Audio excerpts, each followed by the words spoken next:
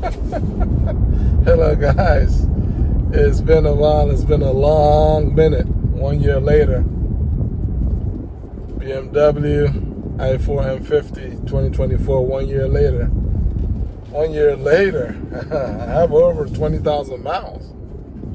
I've driven over 20,000 miles, probably getting closer to 21,000 in my first 12 months.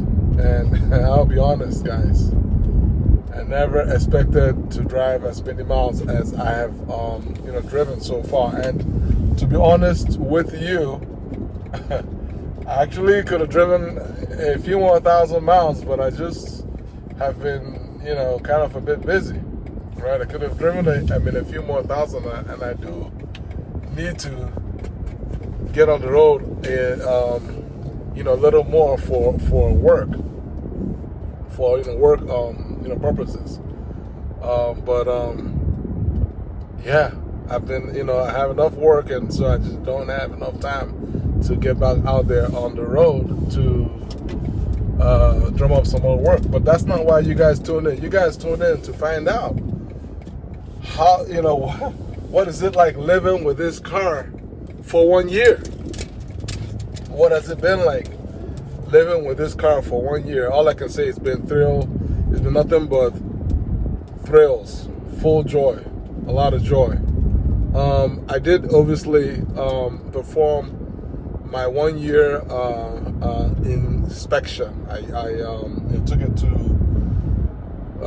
BMW, the same dealership where I bought the car, and performed my 1 year in inspection. 20,000 miles, no issues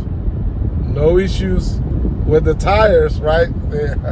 He said, oh, you're gonna need to change tires every 12,000 miles, every 15. Not for me. 20,000 miles on 19-inch Pirelli tires, and there was no need to replace my tires. And I will put up the results on the screen. I believe in the front, I believe I have 8. I'm down to 8, and then in the back is like 7 in terms of the wearing terminology. You guys know I'm not good at all this kind of stuff, but so I basically have a lot of thread left after 20,000 miles, which is a shock for me, given this car weighs over 5,000 pounds. So that's that. Then the other issue, the other thing of note is the fact that this BMW M50 is fairly efficient for just given the amount of power that it puts out, over 530, 540 horsepower, and just under 600 pound-feet of torque, and my average kilowatts, kilowatt hours per miles, is 3.2. That's lifetime. Obviously, the lifetime of this car so far is only 1 year, but in 20,000 miles, and that's within, driving it in summer, driving it in the fall, and in the very frigid winter that we sometimes can get up here in Pennsylvania. I am averaging 3.2, which is very good for this type of car. Now, the thing that for me, the main issue of note so far, right, is that again, a year later, I'll be honest with you, there has been some battery degradation. Right? I hope said that right. I mean, I can tell that my battery range has lost roughly right around 5 percent. For instance, I charged it up to 80% before jumping in this car, and it was showing a range of 207 miles. Obviously, we're still in very, very good temperature. The temperature right now is 76 degrees outside, so the weather is good, and so I'm at 207 miles at 80 percent, where I was somewhere in the region of roughly around 220 miles or 222, basically roughly 220 miles. So I've lost between 13 to 15 miles. I was completely roughly around 15 miles. So that means that my real range has dropped from 270 down to about 255 miles at 100%.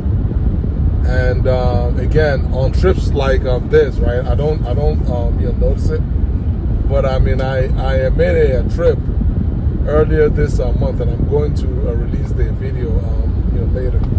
I went on a road trip to Columbus, Ohio, and I was saying that I felt some range anxiety. I'm not gonna lie, I felt range anxiety, and part of the reason is not just because I lost 5 percent of range, but the bigger issue is because of still at this time the inadequate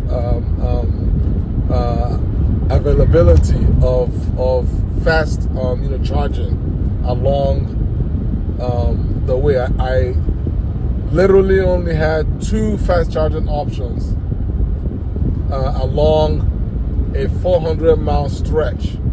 And guys, keep in mind, I just said that this car's range is roughly around 200, just call it 250 miles. That's really what it is right now. What I'm working with, right? 250 miles. And so, I was able to obviously get to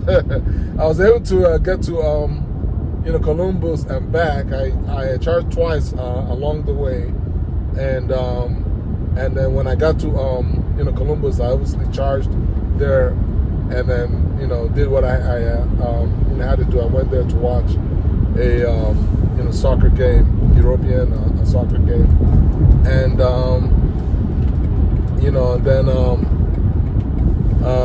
then charged there and spent a night over there, and drove back another 2 charges. 2 stops later, I was back at home. So the charging wasn't it wasn't as bad. It wasn't really bad. I didn't have to wait. I mean, that kind of thing. I didn't have to wait. I was kind of lucky, I'll be honest, because I just got there once or twice before others arrived before me, and was able to take that last charging spot. So I didn't have to wait. But the point being that it will be a lot better. Like the range anxiety issue for road trips will be greatly addressed and mitigated with more chargers available. All right, so moving along, what else do I have here? Practicality, yeah. Practicality. And again, I've used this. My child does go to college, and so I've used this car to go to take her to college and pick her back from college. It's very practical. As you can see, the hatchback is really functional when the availability to lower all of the seats in the back. It gives you extra room, so notwithstanding that that this car is not really the biggest car It does have its use. It's definitely useful. And then also with regards to that trip that I made to Columbus, I actually went there with two of my kids, and one of them is roughly around 5'8", and the other is about 5'10", 5'11". Let me just because he might watch this. So he's roughly around, I believe, he's about 5'11" and a 5'10". So the point I'm trying to make is I was able to, all three of us fit in this car and went on a road trip. No issues. No issues. I mean, so this is not like, backseat that's not, functional. It is, functional car. It's a fairly functional car. It is definitely a functional, fun car to drive. Then again, what else? Rattling noise. I don't have any rattling noise in my car. The other issue that I wanted to bring up again is even like right now is the fact that Apple CarPlay doesn't it loads, but the music aspect of it doesn't always show in my driver's screen, like what I'm looking at right now. And so I wonder, well, what's the whole issue? Well, the whole issue is when Apple Music does not load on your screen, right? Because obviously we have two screens. You can either put it in the driver's screen or you can put it in the main screen.